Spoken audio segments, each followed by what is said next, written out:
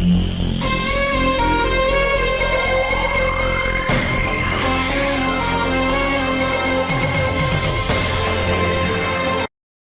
على يقين بإذن الله. آخر ما كتبه أحمد الله يرحمه على صفحته مواقف تعبر عن إنسان. أحمد مبروك خريج التمريض، كان بيساعد كل الناس. كتب على صفحته بدون أي مقدمات: روى أبو هريرة رضي الله عنه عن النبي عليه أفضل الصلاة وأتم التسليم أنه قال: المؤمن يألف ويؤلف، ولا خير في من لا يألف ولا يؤلف، وخير الناس أنفعهم للناس. رسالة إلى أهل بلدي كفر الشيخ علي. أنا تحت أمر أي حد من أبناء بلدي في أي حاجة تخص مجال التمريض: تركيب كانيولا، تركيب محلول، تركيب قسطرة بولية، تركيب رايل تغذية، غيار على قرح فراش، إلى آخره من مهمات التمريض. اللهم اشف مرضانا ومرضى المسلمين أجمعين. وأكد بهاشتاج إن هذا عمل تطوعي. كتب أحمد مبروك هذه الكلمات في نوفمبر 1 الأول من نوفمبر في مطلع هذا الشهر. أحمد مبروك اللي حكى صديقه عن إنسانيته ومساعدته للناس. خرجوا مبارك وحبيب العدلي وكل اللي نهبوا حقوق البلد وفرجوا عنهم ورجعوا لهم كل ممتلكاتهم اللي اتاخدت منهم. فين العدل فيك يا بلد؟ فين العدل فيك يا بلد؟ بأي حق تحكم عليه بالموت وتحبسه وتخرجه جثة هامدة؟ لا حول ولا قوة إلا بالله.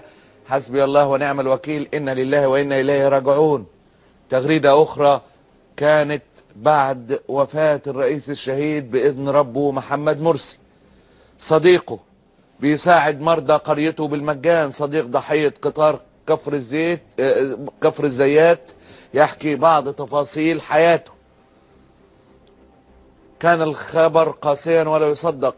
رفيقه في العمل لقي حتفه بعدما ألقى بنفسه من القطار عقب مشادة بين أحمد مبروك وبين ملاحظ وكمسار القطار الذي كان يستقل إلى طنطا بحثا عن فرصة عمل مساعد إداري، بعدما أخبروا ذوي 27 عاما أنها عليه دفع غرامة قدرها 50 جنيه للتدخين داخل القطار. وعقب قفزه بساعات كانت الوفاة داخل مستشفى المنشاوي. اسلام محمد صاحب أحمد تلقى الخبر بحزن بالغ.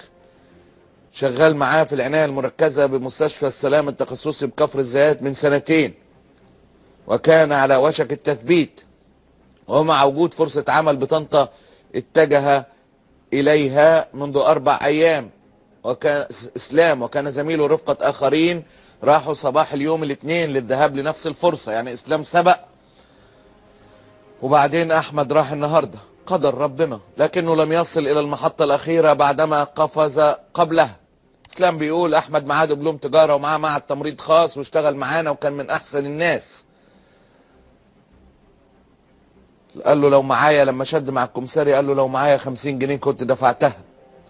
وبعد ما الكمساري شتمه نط من القطر. حسبنا الله ونعم الوكيل.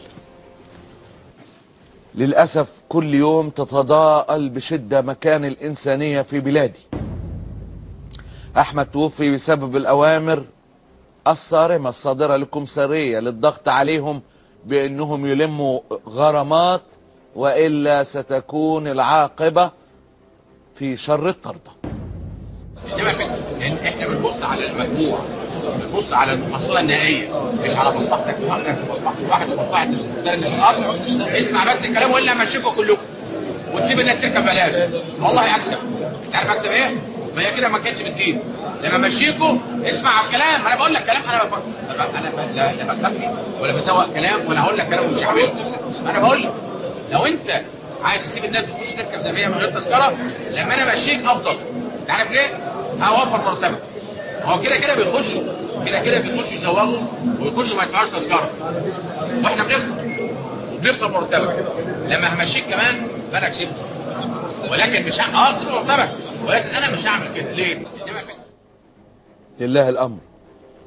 الغرامات اللي بتتلم على كل حاجة واي حاجة من اي حاجة في مصر ومن ضمنها القطارات.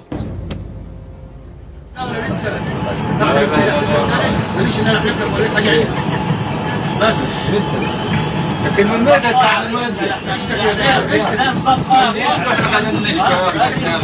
والله حرام يا باشا كده. الشكاوى دي مين هيشكي؟ معاك تذكرتك وتشتكي. طب تنبوا على الناس. إن الله وملائكته